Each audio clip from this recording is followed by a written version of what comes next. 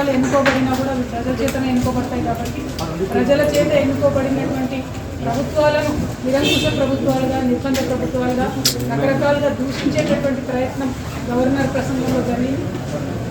దానికి అందరం కూడా అభ్యంతరం తీసుకున్నాం.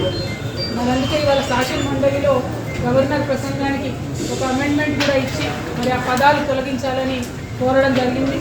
ఎందుకంటే అది గవర్నమెంట్ని నిర్వచించేటటువంటి క్రమంలో తెలంగాణ ప్రజల యొక్క మ్యాండేట్ని అవమానపరిచినట్టుగా ఉంది కాబట్టి ఆ అమెండ్మెంట్ ఇవ్వడం జరిగింది.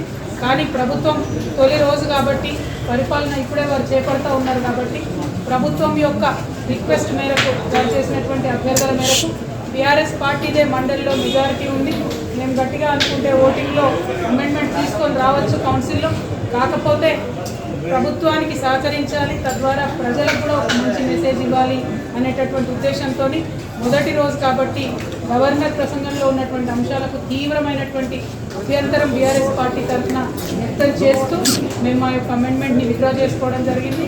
అయినప్పటికీ ఆ స్ఫూర్తిని ప్రభుత్వం కూడా కొనసాగించాలని, ఎంతసేపు గడిచిపోయిన కాలంలో జరిగిన తప్పులను అనడం కాకుండా చేయాల్సినటువంటి పనులేంటి, ఎట్లా పనుల్ని అమలు చేస్తారనేటటువంటి విషయాల్ని, తెలంగాణ రాష్ట్ర ప్రగతిని ఎలా సాధిస్తారనేటటువంటి రోడ్ మ్యాప్ని ప్రజలకు చెప్పి చక్కగా పరిపాలన కొనసాగించాలని చెప్పి మేము డిమాండ్ చేస్తూ ఉన్నాం.